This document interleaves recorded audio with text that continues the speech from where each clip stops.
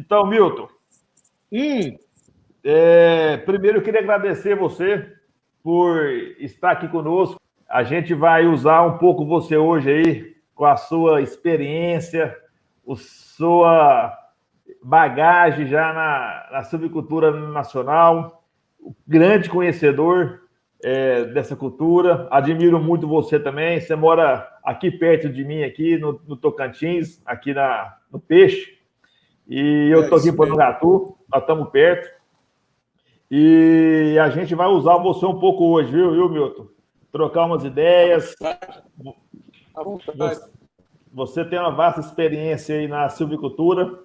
E vou deixar aberto para você dar uma boa noite para o pessoal aí, dar as considerações aí, para a gente poder começar com o pé direito aí. Boa noite, gente. Boa noite.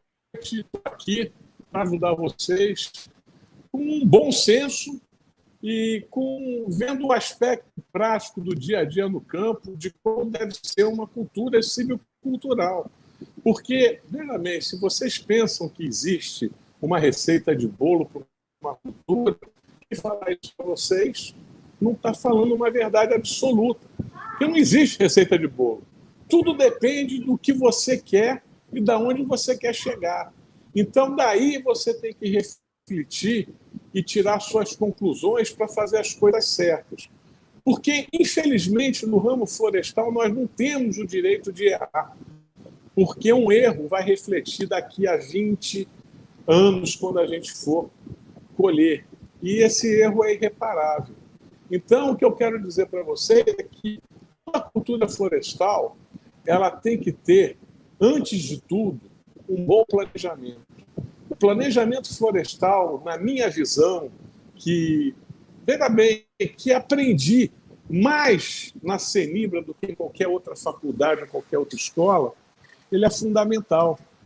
Porque sem planejamento florestal, e planejamento florestal, gente, não é números, não, é fazer perguntas sobre até a natureza. Sabe, eu vou plantar mogno? Vou plantar onde? Eu vou plantar no Tocantins. Poxa, você vai plantar aqui no Peixe, onde eu estou? Vou. Pô, aqui tem um vento de 20 quilômetros por hora que aumenta de 20 para 60 e chega a 100 quilômetros por hora, constante em agosto. Como é que você vai fazer com as suas árvores tortas? Aí começou o planejamento, entendeu? Eu vou plantar em São Paulo, vou plantar lá na região de Piracicaba. Lá não tem muito vento. Lá é uma região boa para plantar e tudo, mas eu não vou ter problema com algumas espécies e talvez com outras eu possa até vir ter. Então, eu vou ter que ter alguma proteção contra vento. Quais são as pragas que tem no lugar onde eu vou plantar? O que tem dado lá nas florestas? Por exemplo, se você for no Mato Grosso, você vai ver floresta de eucalipto com antracnose, coisa que eu nunca vi em Minas Gerais. Se você for, por exemplo, vir aqui no Tocantins, você vai ver que aqui não tem praga. Eu tenho florestas aqui que não tem praga nenhuma, nem de eucalipto, nem de mogno. Eu tenho, sim, praga na seringueira, mas aí não é nem praga. Aí é, na realidade, porque o sol é muito forte, mesmo pintando a seringueira, roleta ela descasca e aí a praga entra. E aí é que me ferra, entendeu? Agora, tirando isso, aqui é onde eu estou, não tem formiga. Palavra de honra. O índice de formiga aqui é baixíssimo. Por exemplo, agora, se eu estivesse no Mato Grosso, eu estava roubado, eu teria que combater formiga aberta. Então, veja bem, o planejamento florestal, que eu quero dizer com isso, com essa elucubração mental que eu estou fazendo aqui de prática, é o seguinte: você tem que conhecer a área que você vai plantar. O que ela tem? Ela tem formiga, ela tem vento, ela tem... Como é que é o solo? O solo é bom, é arenoso, é argiloso? Como é que é a composição dela? E aí vai. Então, veja bem, quando você conhece todas as derivadas do seu plantio, a nível de aspectos naturais, aspectos fitossanitários, aspectos gerais da sua área, você tem que partir para ver o que você vai querer fazer. Né? E aí, quando eu falo querer fazer, é o seguinte: você vai querer fazer um sistema agroflorestal, você vai querer fazer uma monocultura de mogno, você vai querer fazer, como no meu tempo se chamava, agrocivicultura. O que é agrocivicultura para mim? Isso é o conceito de 1988, lá da Senibra. Era quando a gente plantava eucalipto 3x2 e na linha plantava milho. Então a gente tinha 2 anos de colheita de milho na fazenda Macedônia com eucalipto. No mogno, você vai conseguir fazer isso enquanto você tiver insolação na entrelinha. E você poderá fazer isso com várias culturas, como cacau, como pimenta do reino, como maxixe. Por incrível que pareça, tem um cara que faz mogno com maxixe aqui. Melancia, melão, o que você quiser. Entendeu? Desde que você preste atenção. Por exemplo, eu tenho um amigo meu chamado Rafael que tinha mogno com coco. Agora, uma coisa que você não pode esquecer é que a agrocivicultura vai te dar algum retorno por alguns anos, mas ela também vai sugar nutrientes da tua área e a tua árvore vai crescer menos. Isso é uma grande realidade. Eu não vou esconder isso porque é pura realidade já prática, de olhos vistos. Toda vez que eu apliquei a agrocivicultura, o crescimento de áreas semelhantes eram diferentes. A área onde havia uma monocultura, o crescimento era maior, e onde havia agrocivicultura, o crescimento foi mais lento. Mas, para quem quer dinheiro rápido, né, porque gastou muito e está precisando de algum para manter até mesmo a cultura, é uma opção válida. Agora, tem que ter consciência disso. Né? Agora, quanto ao sistema agroflorestal, quem sou eu para falar? Eu acho que no Brasil nós temos uma das pessoas que mais conhece isso, que é o nosso amigo que está nos assistindo aí, que é o Gilberto Terra, que eu sou fã. Ele pode falar sobre isso com toda a sua propriedade, porque ele faz isso. Eu não tive a oportunidade ainda de fazer um sistema agroflorestal como ele faz, que ele planta várias culturas, várias árvores nativas misturado com exóticas e até mesmo culturas onde ele tira alguma coisa para poder vender. E isso daí, quem é o especialista não sou eu. Então, não me arrisco a falar. Agora, o que eu quero dizer para você é o seguinte: se você tem a visão do que você vai fazer, se é agroflorestal, se é agrocivicultura ou se é monocultura de mogno, aí é que você vai pensar na forma que você vai plantar. Porque cada sistema desse tem um diferenciamento, um diferencial muito grande para se plantar. Uma coisa é eu plantar uma monocultura de mogno, a outra coisa é eu plantar um sistema de agrocivicultura e outra coisa é eu montar um sistema agroflorestal. Tá certo? São 3 coisas completamente distintas. E digo mais, se você tiver como objetivo na sua empresa florestal de fazer pesquisa florestal, aí até o espaçamento muda. Porque, veja bem, não existe, tá, esse negócio de falar para você qual é o espaçamento ideal do mogno. Não existe espaçamento ideal. Depende do que você quer fazer. Eu posso falar para vocês, a melhor floresta de mogno que eu conheço, ela é do Michel. Michel, ele é um plantador de soja, que ele comprou terras em Paragominas e ele ganhou de presente, quando ele comprou as terras dele para plantar soja, 20 hectares de plantio de caia. Bom, quando ele comprou, disseram que era Ivorenses, mas depois, com a reclassificação do Gael, passou a ser grande foliola. E depois eu fui lá e vi que lá tinha antoteca e caia grande foliola, inclusive classificado pelo Gael. Mas deixa eu contar sobre essa floresta para vocês. O que esse cara fez? O japonês, não foi o Michel que plantou, o japonês que plantou essa floresta para o Michel e vendeu ela na terra para o Michel, ele plantou essa floresta 12 por 12. E tudo de sementes. Aí, quando eu chego lá, eu vejo árvores com mais de 6 a 8, 10, 12 metros de altura, dependendo da variabilidade, com um tronco reto e um diâmetro médio Diâmetro médio, não é circunferência. Circunferência são 3 metros, 3,20 metros. Diâmetro médio está dando cerca de 1,20 de média. Mas é cada toletada de madeira que, quando eu olhei, eu não acreditei. E tem 20 anos, entendeu? O que é essa floresta do Michel hoje? Um pomar de sementes. É um lugar onde ele colhe sementes e vende sementes. Uma porção de viveirista. Só que o que a maioria das pessoas não sabia, nem o Michel, é que ali tinha sementes misturadas de Antoteca com caia grande foliola. Agora está tudo classificado, que eu dei uma ajuda para ele junto com o Gael. O Gael fez um trabalho via WhatsApp com a gente mandava foto e media, e via a coloração, porque existe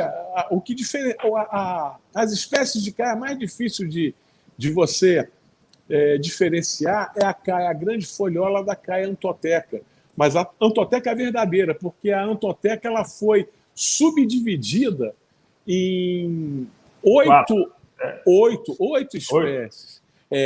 Na realidade, em 8 espécies pelo Gael. 2 ele está ainda lançando estudo na Universidade de Montpellier e 6 ele já classificou. Tá? Mas não quero entrar nesse detalhe porque não tem no Brasil e é só para confundir os outros. A gente tem só 4 espécies aqui, que é Antoteca, grande foliola, ivorenses verdadeiro e o senegalenses. Vamos se até essas 4. Se alguém quiser trazer outra espécie, seja bem-vindo aí. Milton, deixa eu te fazer uma pergunta aqui também. O que você fala hoje, sendo membro da ABPM? ABPMA? Do panorama dos mognistas no Brasil, em área plantada, se falava muito que tinha aí uns 35 a 40, as perspectivas que a associação tem para o futuro do mogno aqui no Brasil. Olha, a ABPMA ela tem um número reduzido de produtores de mogno. Ela não tem a totalidade do Brasil. Tá? Ela tem um grupo grande, mas dentro da ABPMA não é a totalidade do mogno. Tá? O censo do mogno, para te falar a verdade, vai ser feito agora. Inclusive, quem está à frente disso na ABPMA, a Patrícia e a Luciana, eles estão querendo fazer um trabalho de satélite. Mas veja bem, eu tenho o prazer de conhecer todos os viveristas brasileiros que produzem mogno. E também eu andei fuçando por aí. Eu não vou dizer que eu tenho o censo certo, porque eu também não tenho, porque eu não conheço todo mundo. Mas hoje, eu levantei os plantios que eu conheço de mogno no Brasil inteiro, das pessoas que eu conheço. Tem gente que eu não conheço aí que eu não computei. E eu cheguei a uma conta de 55 mil hectares de mogno africano plantado das 4 espécies em todo o Brasil. Esse número é um número que eu tenho certeza, porque são todos os produtores da BPMA que a Patrícia me passou as áreas deles, mas os produtores que eu conheço, que não é pouca gente, que não estão na BPMA, mas que eu converso, troco ideia, a gente conversa via WhatsApp e eu acabo descobrindo. E também porque talvez, por eu participar em alguns grupos de mogno, tem muita gente que me procura para perguntar alguma coisa para fazer o plantio ou até mesmo quando aparece uma doença, o que fazer. E aí eu aproveito e pergunto, você tem plantio? Onde é que fica o teu plantio? Aí eu registro. E quantos hectares você tem plantado? Você vai plantar mais? E aí cheguei à conclusão, 55 mil hectares de mogno africano, o Brasil com certeza tem, tá certo? Os maiores plantios que eu conheço, talvez seja hoje a maior área plantada seja lá em Roraima, né? Que eu acho que eles já chegaram à casa dos 2.000 hectares. Não sei se chegaram a 1.000 ou a 2.000. Se chegaram a 2.000, ótimo, é o maior disparado. Se chegaram a 1.000, também é um dos maiores. Eles talvez percam até para o Rafael em Janaúba, ou perca para outras pessoas aí que eu também conheço. Existem produtores de mognos clandestinos, tá? Existem pessoas que perderam bancos por exemplo, do dia para a noite, como foi o caso do Júlio Bozano, e dizem que o Júlio Bozano é um dos maiores produtores de mognos africanos do Brasil. A filha dele se chama Patrícia Bozano, namorava o Rafael Fragoso Pires. Esse pessoal está plantando mogno. E não está brincando, não. Tá? Tem muita gente plantando. Tem o próprio Ricardo Tavares, que tem vários plantios. Né? Tem o Augusto Cury também, que tem um Augusto Cury. Tem vários produtores. Tem o próprio um grupo também que está lá em Roraima, que está querendo fazer pensão para americano. Tem um grupo que está em Itajubá também, que está pensando em plantar 10 mil hectares de mogno, ou então de árvores nobres. Então, tem um pessoal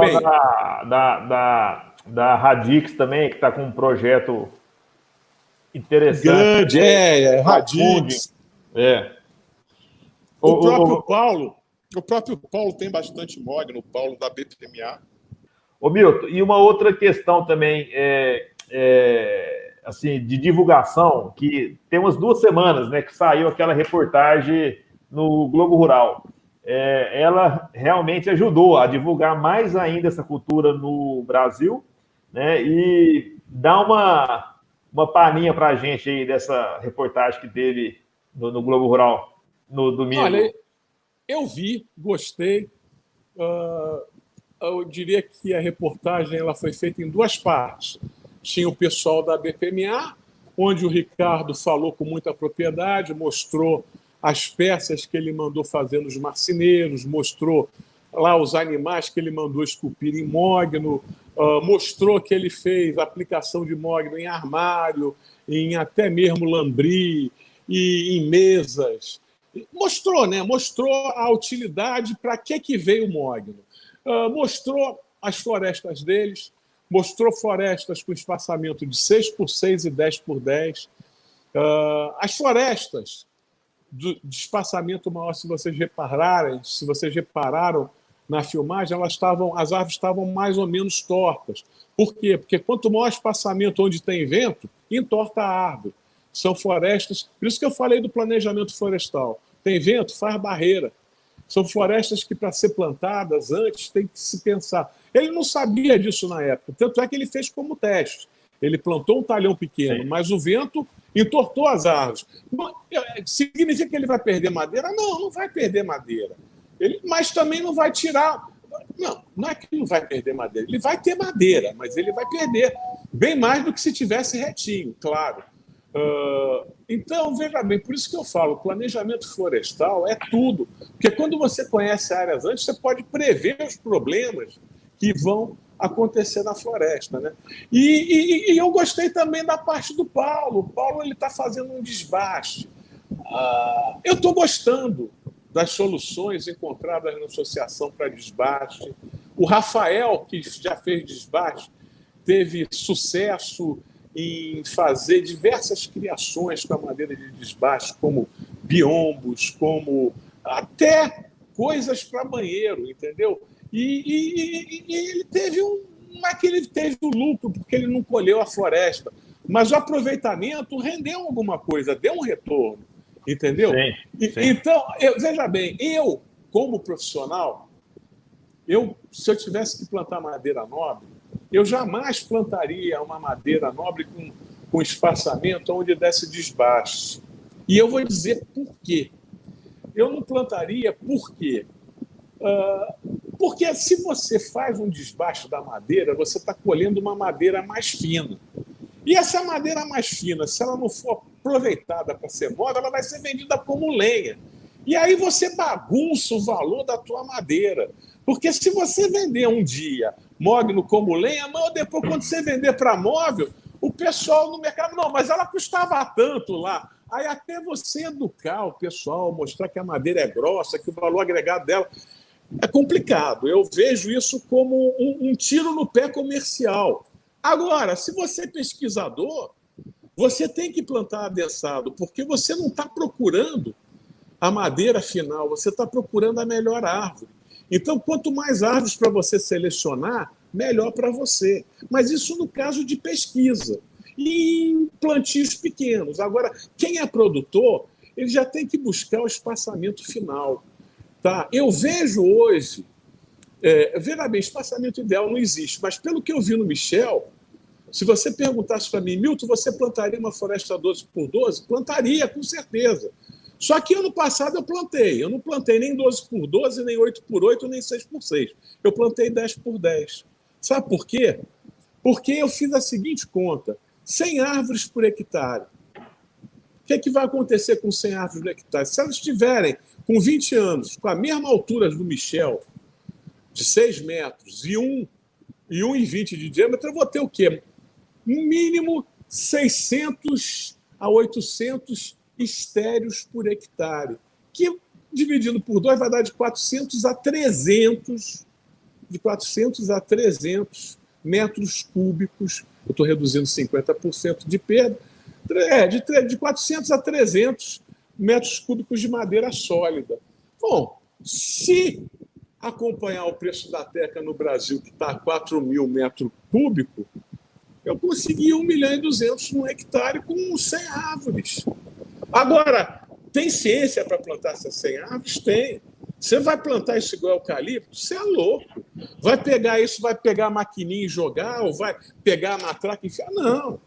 Árvore nobre, você tem que pensar para plantar. Você tem que ser esperto. Você tem que usar os seus conhecimentos a favor de você e não contra. Como é que eu planto uma floresta nobre? Ninguém me chama de doido quando eu planto, sabia? Porque, para começar, eu faço uma cova muito profunda. A minha cova ela tem 2,5 metros de profundidade e é feita com uma broca que eu comprei.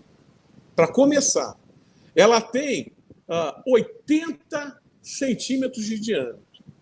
Só que eu faço as brocas e aí eu preparo uma mistura onde eu tenho estrume de vaca, grama ou capim moído, triturado, munha de carvão, tudo isso misturado com argila peneirada sem semente, tá certo?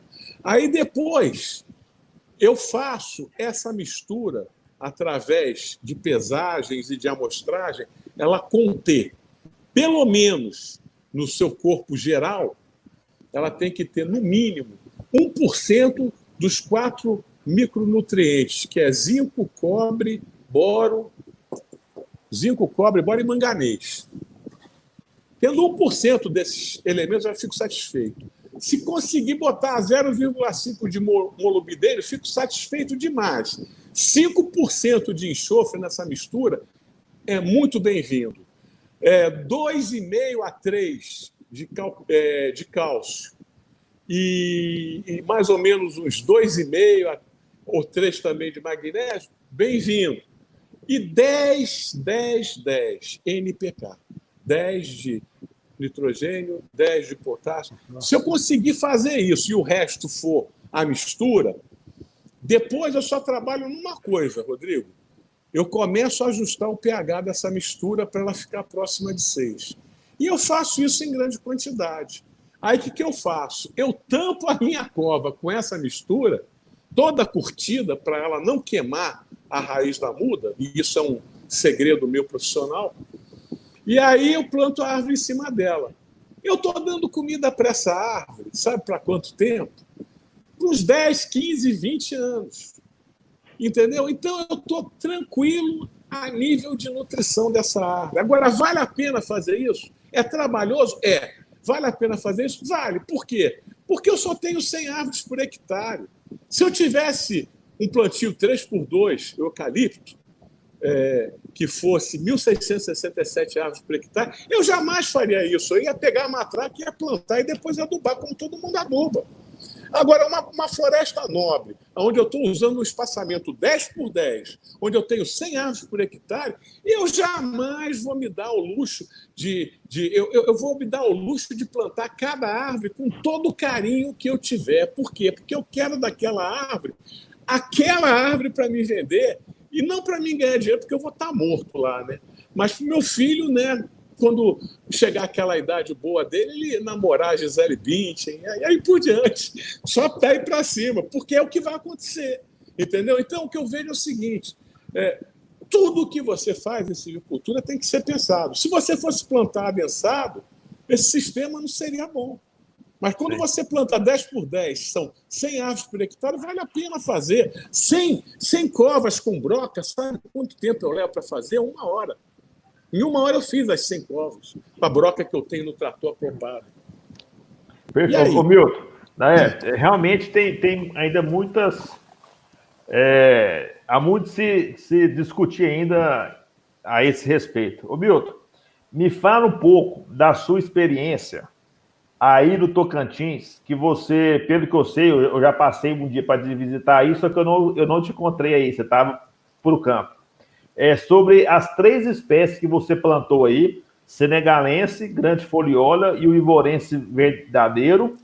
Fala para a gente aí sobre clima, seca, a estação de chuva nossa aqui é praticamente igual. Depois a gente vamos dar uma volta lá no Nordeste também, para a gente poder dar uma pincelada no Nordeste. Bom, veja bem, no Tocantins, se você quiser fazer plantio sequeiro, você faz com senegalenses.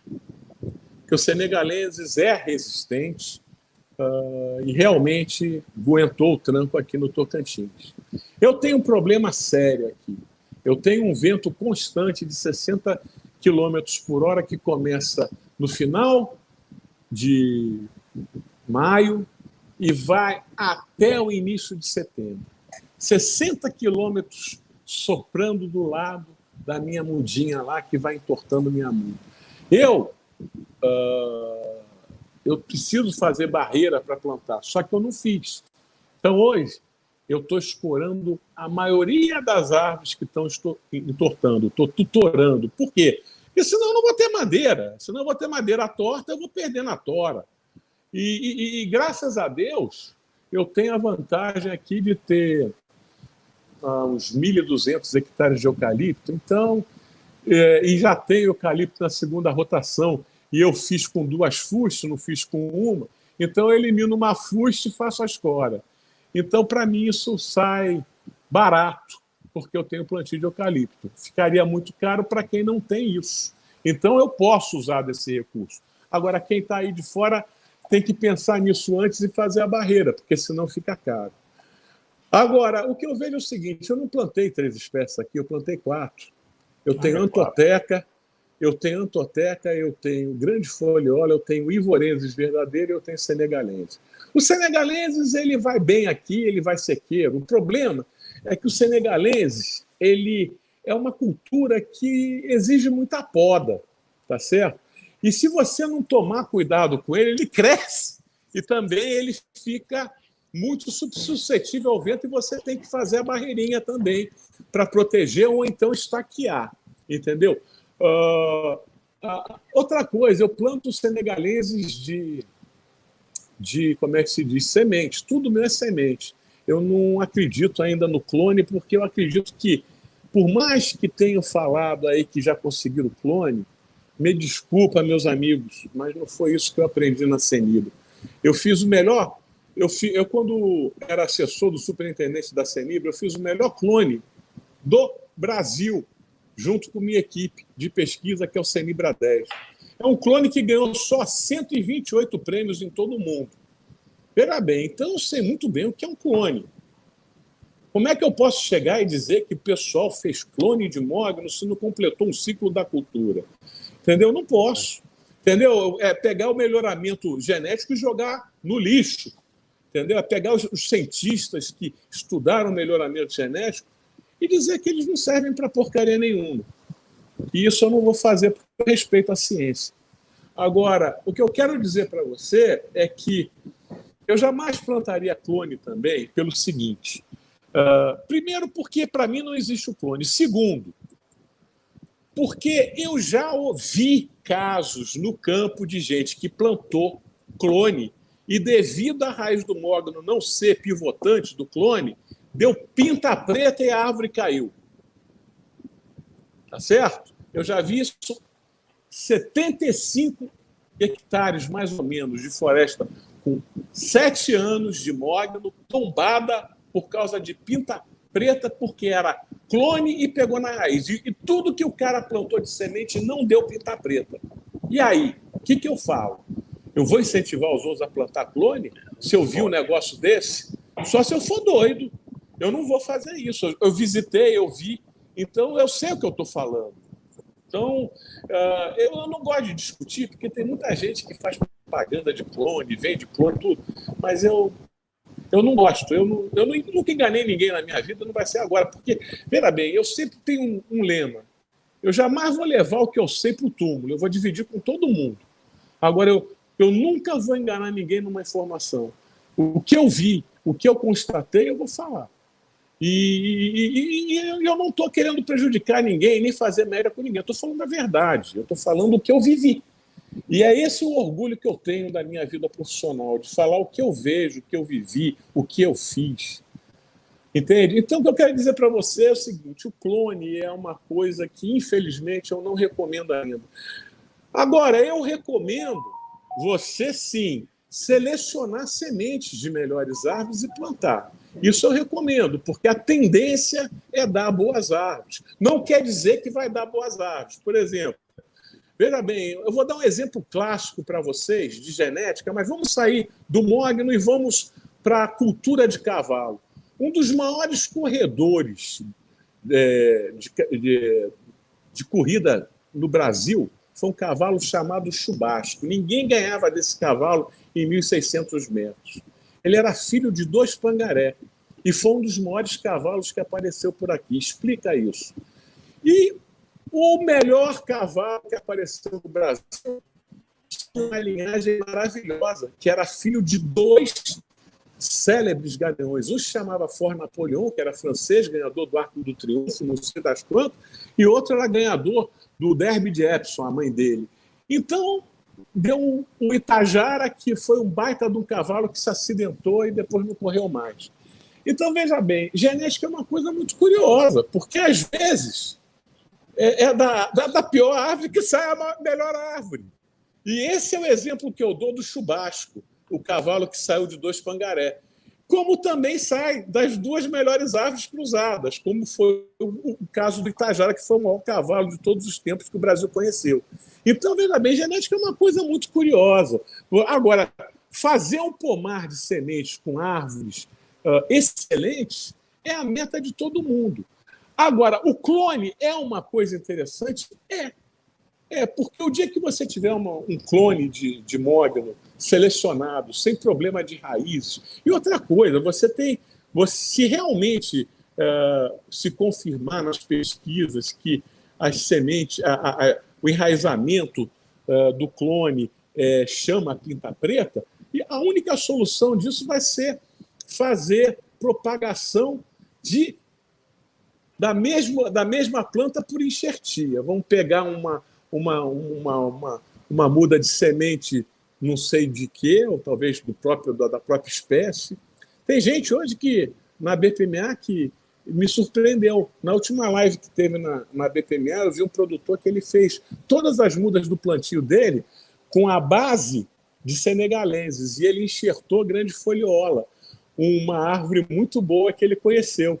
Então, isso daí é um clone? Não, para mim, clone é uma coisa que é uma cópia, mas isso daí é uma propagação por enxertia, né, do mesmo indivíduo. Do mesmo indivíduo, porque a estaca é que vai predominar.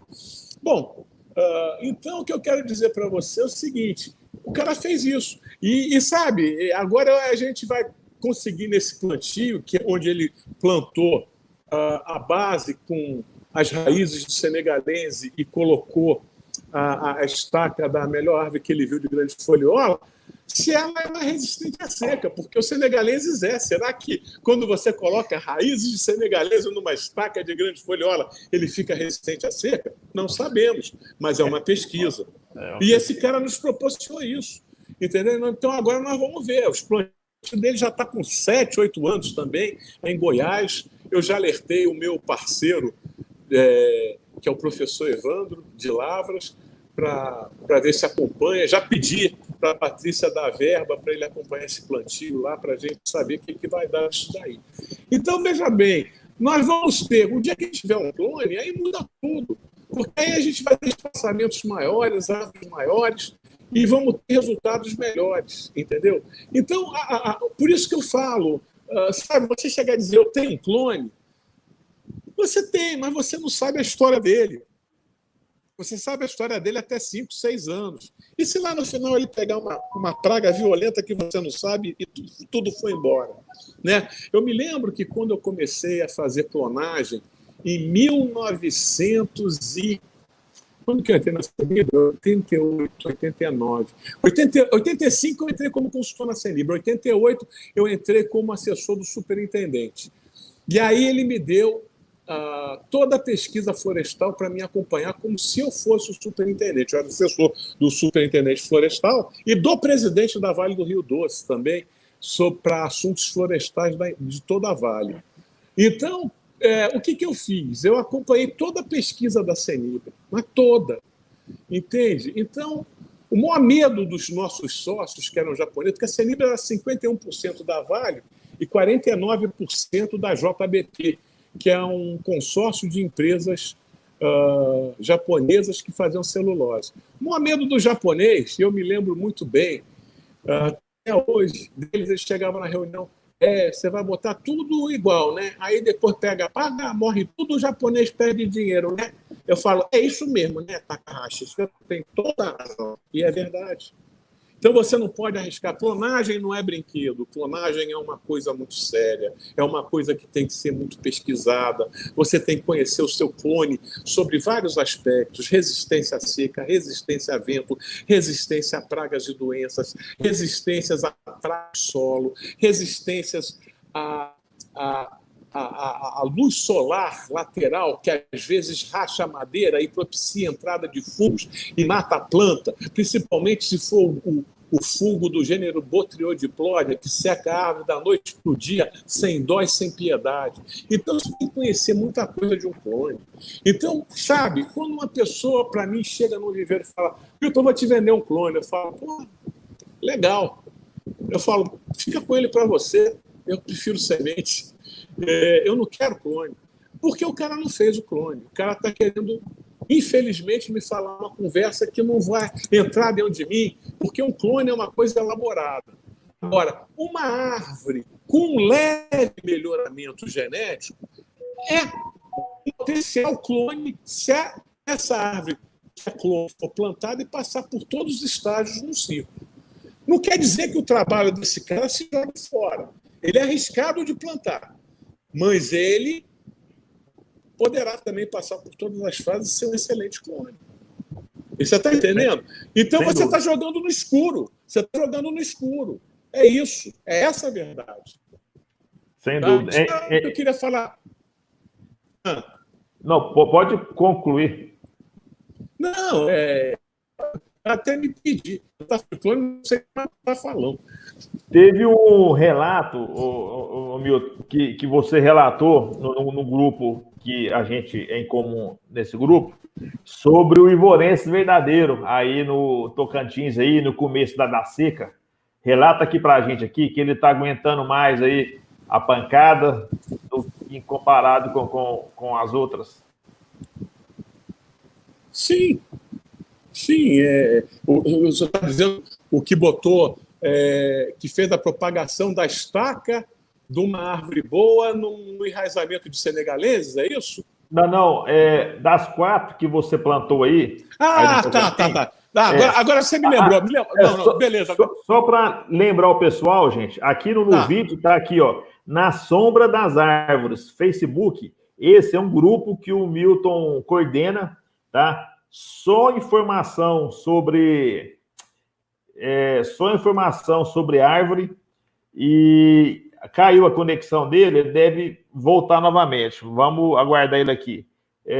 Depois vocês anotam aí, Na Sombra das Árvores. Aí vocês vão lá no Facebook e conecta no grupo dele. Ele todo dia posta informações, não só do mogno, mas de todas as árvores do mundo. É uma coisa fascinante. É um dos grupos que eu gosto no Facebook. Tinha caído a conexão, agora você voltou. Voltei. Desculpa volta aí. Lá. Ó, eu já fiz a sua propaganda aqui, viu, Milton? Agora, enquanto você estava fora, agora fala aí das espécies que você plantou aí, que o pessoal está super curioso para saber como é que é. Bom, aqui no Tocantins, se você tiver que plantar sequeiro, você pode plantar sem susto nenhum. Fala aí quanto chove. Fala quanto chove por ano. Bom, aqui é o seguinte. Quando começa a chuva, quando termina, calor, aqui frio. Aqui chove 1.300 a 1.500 milímetros por ano. A chuva, ela começa em novembro. Quando chega em fevereiro, ela acabou. Março ainda tem alguma coisa. Mas a 40 milímetros. 40, 50. Sim. E o resto é tudo seco. Então eu tenho, presta atenção, abril, maio, junho, julho, agosto, setembro, outubro, 7 meses de seca. Tá? Mas seca mesmo, nenhuma gota d'água. Tá? Então o que eu faço? O senegalês ele aguenta. Talvez, quando chegar setembro, que você olha para tudo quanto é lado das terras aqui, está tudo pegando fogo. E a grande verdade é essa, porque é um incêndio. O pessoal acha que ninguém põe fogo em floresta. Não, o fogo surge espontaneamente na floresta. O que faz o fogo não é faísca. O que faz o fogo é você ter combustível, 16% de oxigênio na atmosfera e a temperatura de ignição.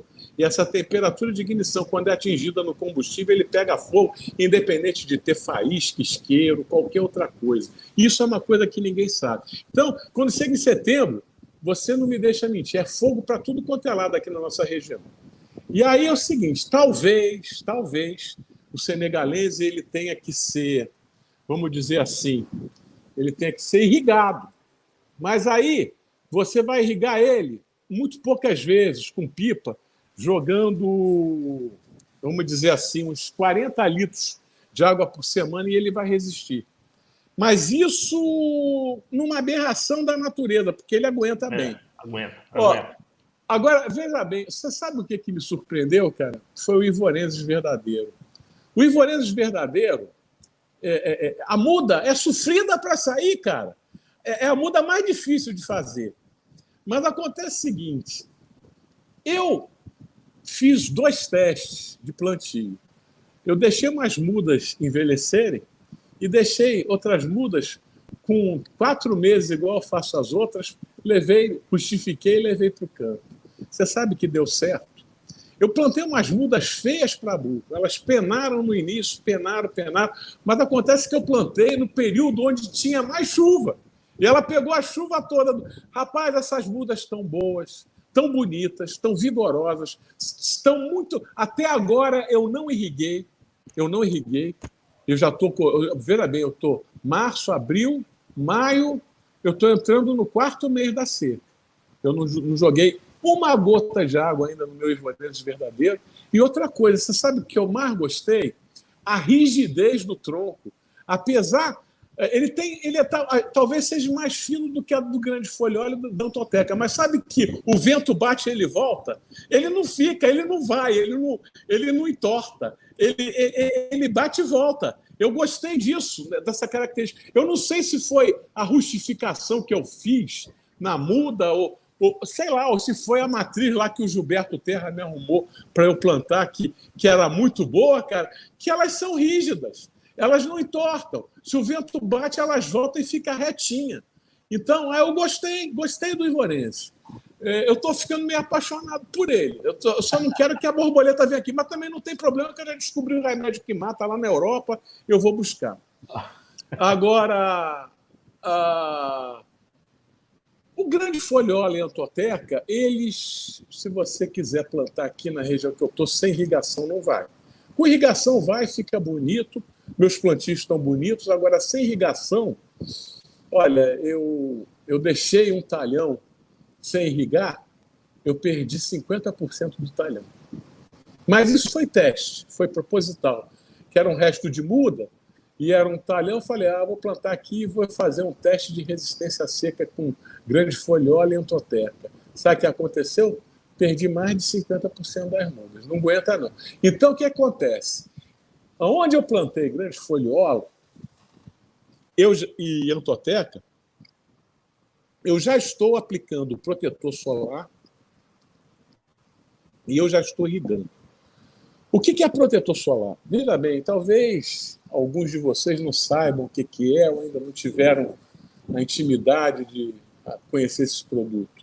Existem 3 produtos hoje no Brasil à disposição de produtores que ele é um produto anti-geada, ele protege qualquer árvore de geada e protege qualquer árvore do sol excessivo. O nome desses produtos são Sunfrost, Surround, que é outro produto, e o outro é o AgriFix. Eu não estou fazendo propaganda, não é porque eu não estou ganhando porcaria nenhuma, mas eu estou falando para vocês. Eu estou falando para vocês como uma questão de ajuda, porque eu estou testando esses 2 produtos. Eu estou testando e estou vendo o resultado, entendeu? Então, como eu estou vendo o resultado, eu estou falando para vocês que os produtos são legais. Agora, deixa eu contar cada produto desse. O Surround, ele é só protetor solar e protetor de geada. Então, você aplica esse produto, ele faz uma espécie de uma cinza, fica acinzentada, e aquilo ali, você pegar o termômetro, uma muda que na folha está medindo 45 graus, ela fica com 32 graus. Ou seja, o potencial dela desidratar é menor, ela não vai desidratar, ela vai manter mais água na folha. Tá certo? Mas ele também só faz isso. Ele protege do sol e ele protege da geada. O Sunfrost, idem. Só que eu acho que é um produto mais fraco do que o Surround. O Surround ele é da Bayer, eu acho que é da Bayer, e o Sunfrost não sei. E o outro, esse produto é diferente, ele não gera um pozinho, ele gera uma cera. E a cera, o sol bate, então as temperaturas, quando eu aplico o AgriFix,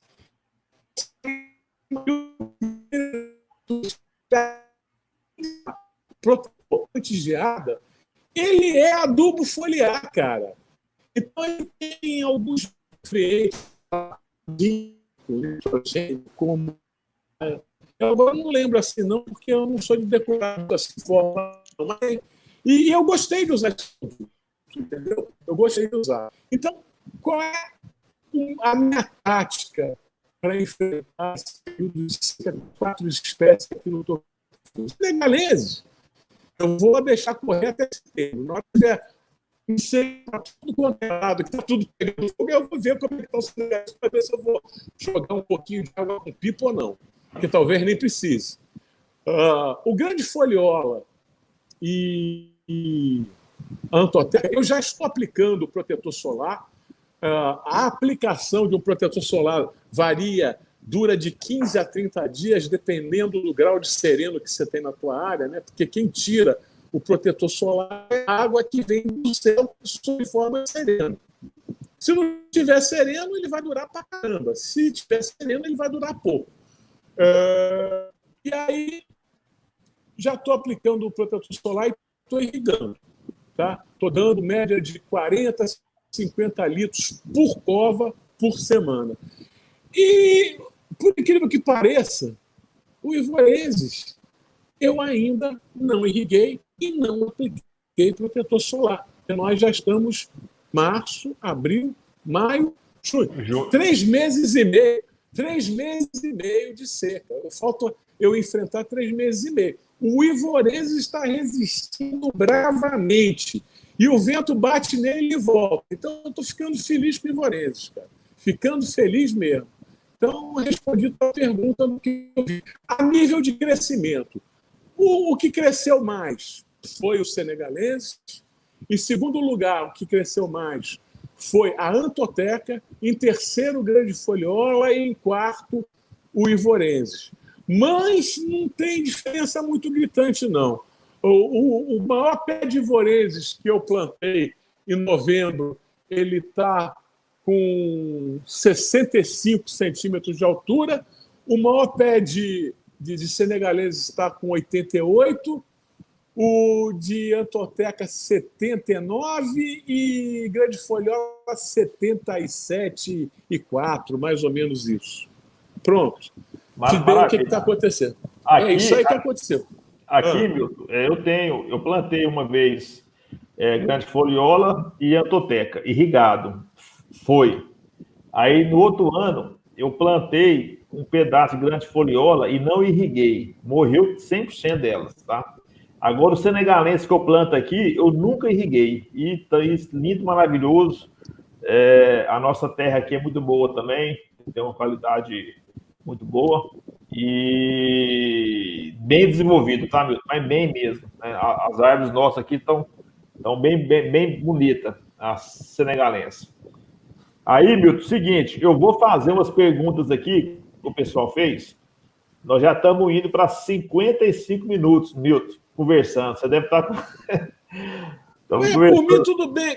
Cara, é o que eu falei para você. Eu sou o tipo do sujeito que eu nasci em 1959. A minha geração florestal era uma geração super amiga. Eu entrava na Aracruz, na época existia Aracruz, hoje é a Fibre. Eu entrava na Aracruz, falava com todo mundo lá, todo mundo me abraçava e me chamava de doutor, e vice-versa quando eles vinham aqui. Eu ia na Rio Céu, lá no Rio Grande do Sul, era uma festa, na Clabin. Poxa, na Clabin eu tenho um grande amigo que se chama Manuel Moreira. Manuel Moreira, eu vi ele plantar floresta de araucária, fazendo cova e enterrando semente na Clabin. Sabe? Então, nós éramos muito unidos, a gente dividia tudo. O pessoal da Floresta Rio Doce, da Vale, o pessoal da Baía Sul, em Mucuri, o pessoal... A gente se encontrava uma vez por ano, profissionais florestais, a jantar junto para conversar, para trocar ideia. Não havia aquela de competição, não querer saber mais do que o outro. Era tudo dividido, cara. Era tudo numa fraternidade que, sei lá, acho que tempos iguais a esse não existe mais. Então é por isso que eu tenho esse lema. O que eu sei, eu não quero levar para o caixão. Não vale a pena. Não vale a pena. Eu vou ler algumas perguntas aqui para você, tá? Tá. César Soares Simões, está na tela aí. Boa noite, Milton. Sempre agregando mais conhecimento para todos nós. Aí, Carlos Roberto. Milton, por favor, se puder falar para nós o valor de mercado da madeira de mogno hoje, em especial senegalenses. Vamos lá. Meu querido, é o seguinte. Se você falar em mercado brasileiro, em valor de mogno hoje, eu vou te falar o seguinte, não existe. A madeira não existe aqui para vender. O que existe foi uma madeira que foi colocada para desbaixo, que foi vendido como peça e não tem nada a ver. O valor do mogno aqui no Brasil vai ser construído pelos produtores à medida que essa madeira for comercializada aqui no Brasil. Outra coisa, quem tem valor de mercado hoje no mundo é exatamente o senegalense e o ivorense. O Grande Foliola e a Antoteca, eles não têm valor de mercado. Se você pegar o tem lá ivorense, tem lá senegalense, mas não tem valor nem de Grande Foliola e nem de Antoteca. Por quê? Porque o mogno Grande Foliola ele foi largamente comercializado no século XIX. E daí parou. Parou porque ela entrou em extinção, o Grande Foliola, e foi proibido o corte de Grande Foliola até mesmo da Antoteca. O que aconteceu durante o século XX é que, quando eles vendiam ou exportavam caivorenses para os Estados Unidos, ia junto no lote Grande Foliola e Antoteca e era bem aceito pelos compradores americanos que recebiam o lote e pagavam o mesmo que pagavam pelo ivorense. Verdadeiro. Tá? Veja bem, o que eu vejo é o seguinte. Outra coisa, se você me perguntar qual é o valor de mercado do mogno, depois que a BPMA fez uma visita aos produtores de teca, Eu vou dizer para você que depende da grossura da madeira. Por exemplo, a Patrícia foi lá no Mato Grosso, depois foi em São Paulo conhecer a Teak Store, que é um lugar onde comercializa a madeira de teca dos produtores grossos, e ela viu tora até determinada largura tora não, prancha até determinada largura, ela valia R$ 4.000. E tinha uma largura lá que muito, muito grande, uma prancha com uma largura enorme, que valia R$ 37.000 o metro cúbico. Então, eu vou te dizer o seguinte, dependendo da largura da sua madeira, a tora vale R$ 4.000 o metro cúbico, depende do que você tiver para oferecer. E tem gente ele saber que quanto mais grossa a prancha, maior o seu valor. Então, eu só precificar o preço de mogno, o que eu espero?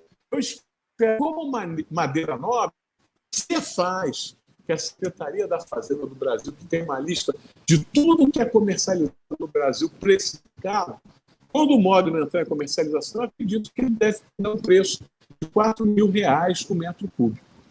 Acredito. Por quê? Porque eles vão fazer uma paridade com a teca, e a teca hoje já tem esse preço no Cefaz.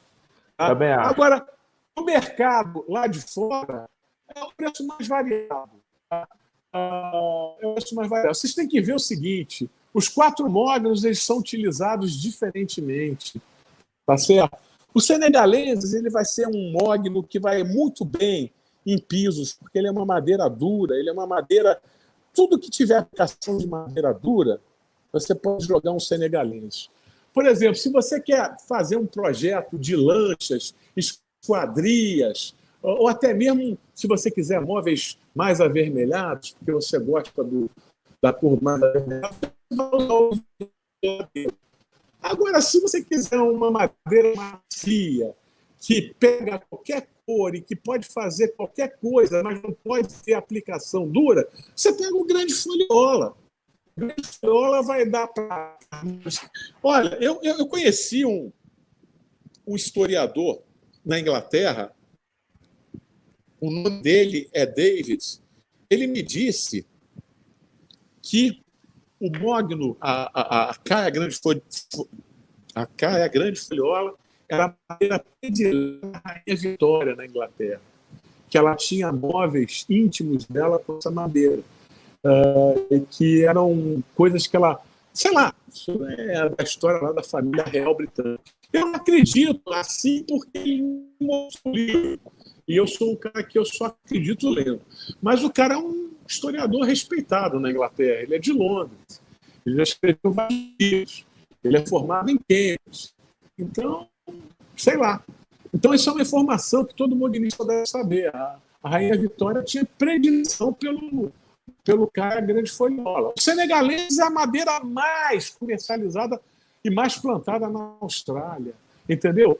E outra coisa, tudo depende de mercado. Veja bem, se você pensar no mercado da China, China não quer qualidade, China quer quantidade para pegar 2 bilhões de pessoas, que é o mercado deles, e oferecer consumo, insumo para ser consumido.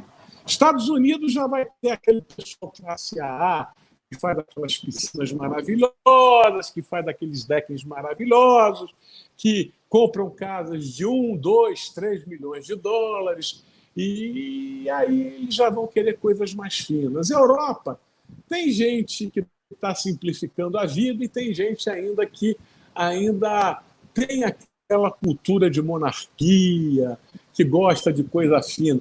Então, cada mercado tem a sua particularidade, tá certo? Eu digo para vocês que na Europa a Alemanha está fazendo uma campanha violenta para não usar mais madeira, tá certo? Tem um amigo meu na Alemanha que me falou: você vai oferecer madeira para mim, eu vou te dar um tiro no pé, porque a gente não quer mais cortar árvore no mundo, a gente quer deixar as árvores em pé. Então, a gente está pressionando o pessoal a fazer esse teste. Mas se você for na França, na Itália, na Inglaterra, o pessoal ainda tem a cultura da madeira. Entendeu?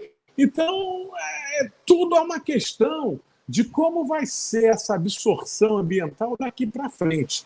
Eu vejo o mogno balizado aqui no Brasil, entre 4 mil pelo Cefaz, R$ 4.000 um metro cúbico sólido, tá?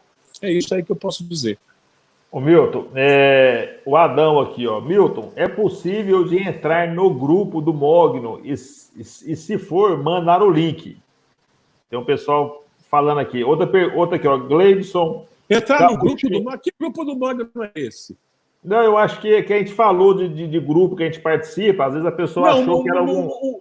Não, o meu grupo no Facebook não é grupo de Mogno. Ali é o seguinte, como eu sou uma pessoa que eu vivo há 36 anos no meio de silvicultura, isso começou em 1985, faz as contas aí, é 36? Não sei quanto é que dá, faz as contas, 2020 menos 1985 é o tempo que eu tenho de silvicultura. Então eu resolvi, aliás, o professor Moacir Medrado, que é muito amigo, me convidou para administrar o grupo que ele criou.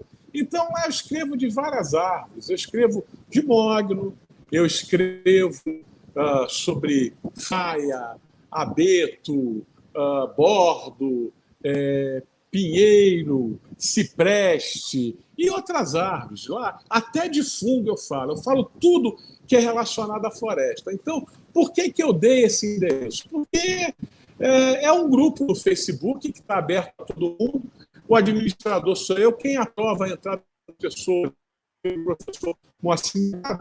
E o objetivo do grupo é discutir qualquer assunto, inclusive uma forma que vocês vão ter de me encontrar. Se vocês tiverem alguma pergunta para fazer do mal, vocês poderão fazer, que eu até vou ter o maior prazer de fazer uma matéria e escrever sobre a pergunta que vocês fizeram no blog.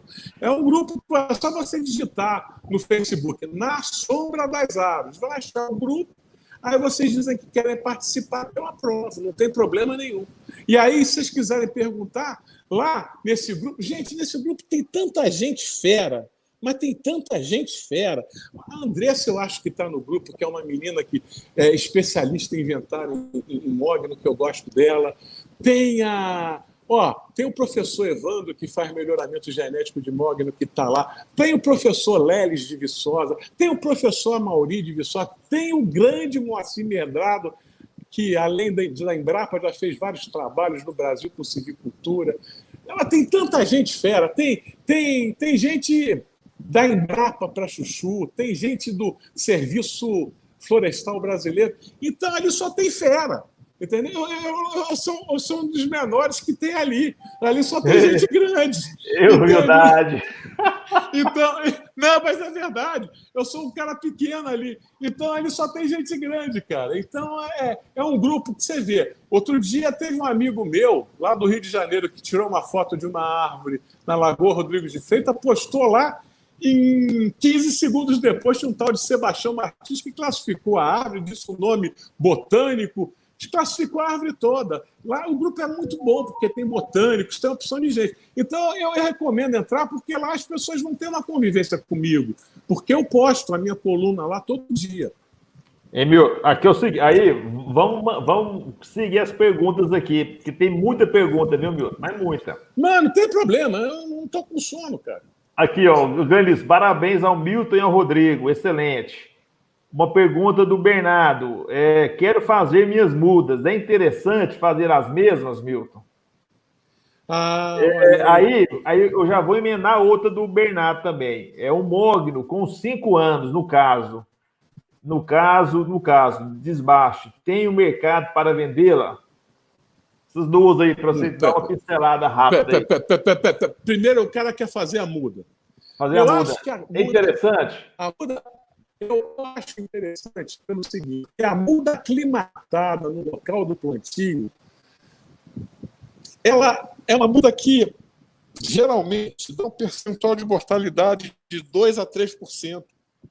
E a muda comprada, ela dá um percentual de mortalidade de até 10%. Ou seja, ela já está mais aclimatada no local do plantio, ela aguenta mais, ela vai ficar mais forte e ela vai ficar mais vigorosa para o local. Isso é uma experiência própria minha de viver, inclusive da época de Senibra.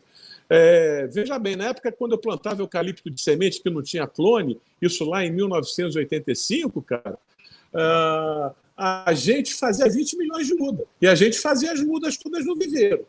Entendeu? E foi por causa dessas mudas que a gente fazia que os engenheiros da Senibra descobriram o plantio de inverno.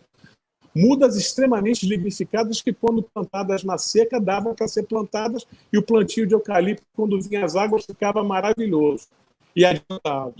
Então, eu sou a favor de ter a própria muda. Se você não tem experiência de mexer com viveiro, com pragas e doenças de viveiro, produtos de viveiro, não sabe manusear o viveiro, eu vou te aconselhar a comprar, porque aí, se você não tiver experiência, você vai acabar perdendo suas mudas. Entendeu? É o seguinte, se você tem conhecimento de viveiro, faça as suas mudas. Se você fazer muda, faça as suas mudas. Agora, se você não sabe, você nunca fez, você reposiciona. Agora, quando a outra pessoa fala, cara, é mesmo? Deixa eu fazer uma outra. O Fabiano, ele está pedindo para depois você enviar aquelas adubações que você fez, entendeu? Se você depois puder listar elas, o pessoal... A mistura que eu faço. A mistura que eu faço. A mistura, depois, se você quiser, você me manda ela, aí tem como eu distribuir para a galera aí, essa mistura. Tá bom. Pode ser? Tá bom. Uma outra aqui, Milton. Posso plantar em terra montanhosa? Tenho visto sempre plantações de terras planas. Minha terra, em Minas Gerais, é toda montanha, terra boa, mas é morro. Você está falando aqui que eu ali na Senibra, em Cocais das Estrelas e Cocais dos Arrudas. Inclinação de 60%. Veja bem, e olha só, aquelas plataformas que eu botei mesmo lá numa boa encosta, a terra. Agora, é o seguinte, você vê. O seu som está cortando, o Milton. O seu som não tá cortando ele. Deixa eu ver se eu mexo aqui, peraí.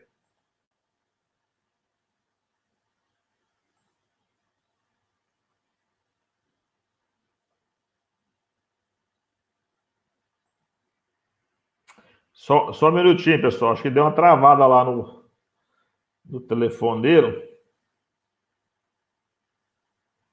Só um segundinho. Ao vivo é assim mesmo, moçada. Entra, sai. Mas nós vamos regularizar aqui. Só um segundinho. Deixa eu falar com ele aqui no Zap aqui.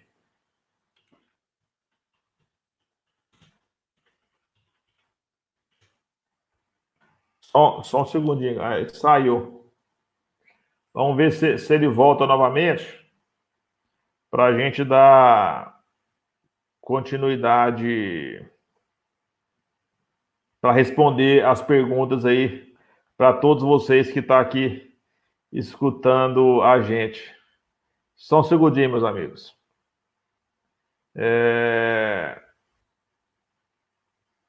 Ele está conversando comigo aqui para a gente poder reconectar. Como ele está na fazenda, lá a conexão às vezes não é muito boa, a conexão dele. Então, por isso que tem essa falha e realmente atrapalha um pouco a nossa conversa aqui. É muita pergunta, hein, gente? Depois, se ele voltar aqui, eu vou selecionar algumas perguntas e a gente retoma.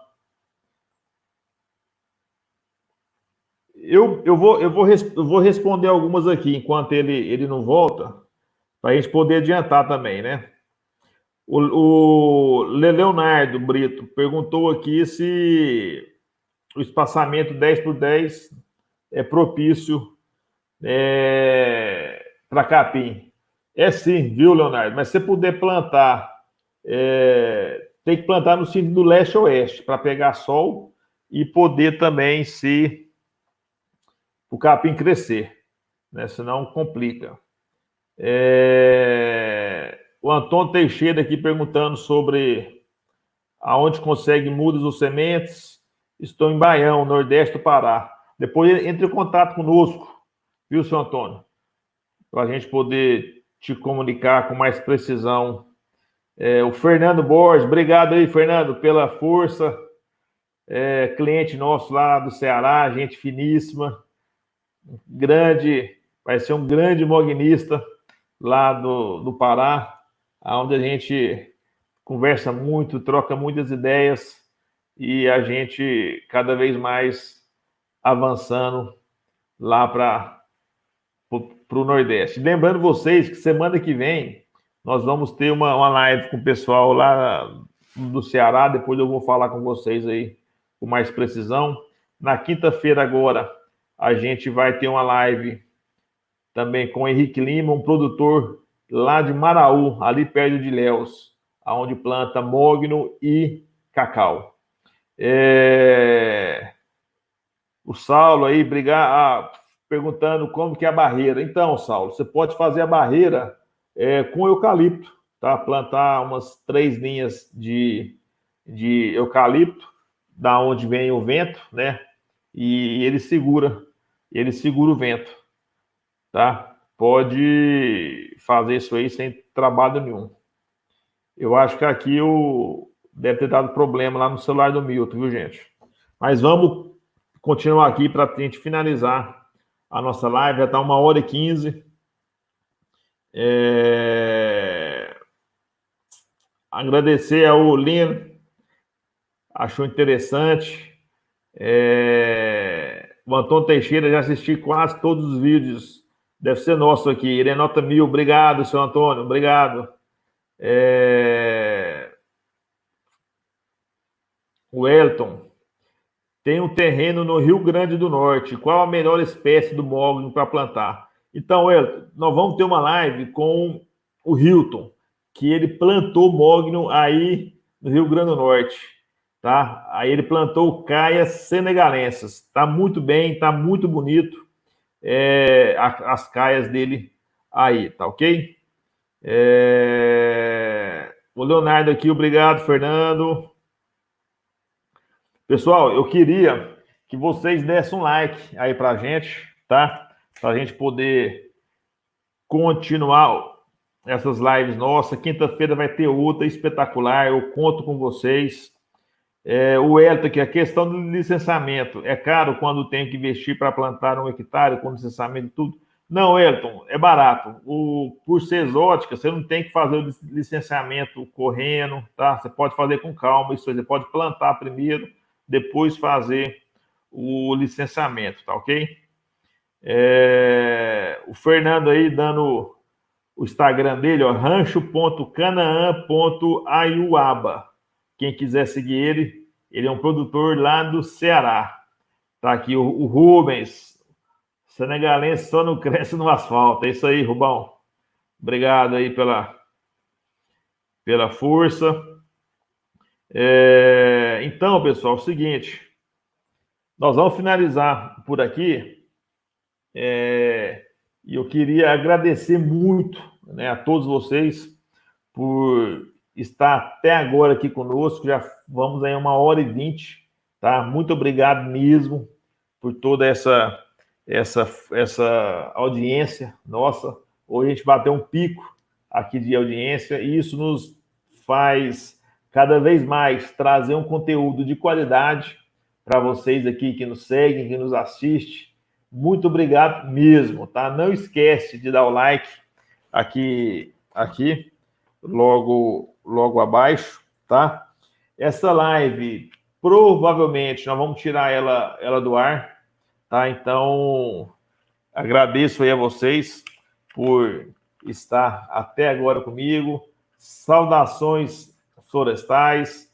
Muito obrigado mesmo por estar aqui, tá? E quinta-feira tem mais, tá? Às 8 horas eu vou Eu vou deixar recado em todos os lugares que a gente tem acesso, para todos vocês poderem estar aqui e escutar mais experiências de pessoas que estão no mogno africano. Semana que vem nós vamos ter uma conversa com o Gabriel, que ele já trabalhou lá na área de mogno, lá na Austrália, está naquele grande projeto da Austrália.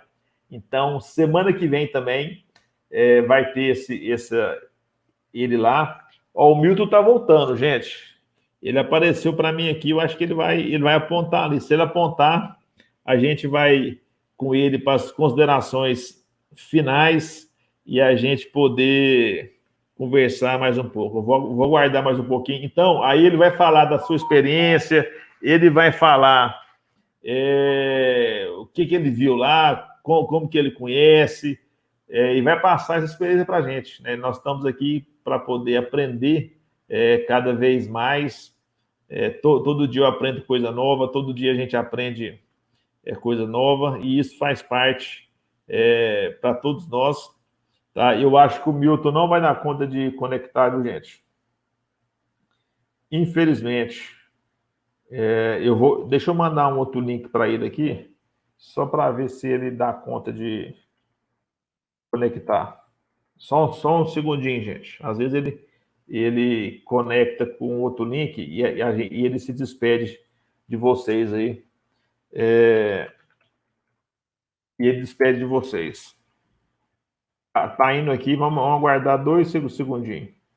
Tá? Aí, toda semana nós vamos estar apresentando 2 lives. Então, vocês não perdem, porque eu não vou deixar gravada essa live, tá? Lá. Então, vocês vêm para cá, vem com caneta, com papel, anota tudo para a gente poder ter essa maior interação, tá? Eu mandei outro link para o Milton aqui, mas eu acho que não deu certo, viu, gente? Deixa eu falar com ele aqui. Mas tranquilo, então, pessoal. Eu estou falando para ele aqui que a conexão está ruim, tá? Então, forte abraço, saudações florestais e obrigado por você estar aqui comigo até agora nessa conversa super agradável. Aí, ó, ele apareceu aqui, ó. Ô, Milton. Ele está aparecendo aqui, gente. Vamos ver se... Eu acho que é a conexão dele que não está boa. Não, é que eu estou no meio do mato. Eu estou aqui na mata ciliar do Rio Tocantins, cara. Então aqui é rádio, não tem. Milton, uma galera já foi embora. Aqui, ó, parabéns, Rodrigo, a live foi show de bola. O Frank nos deu uma aula hoje junto com você. Ó,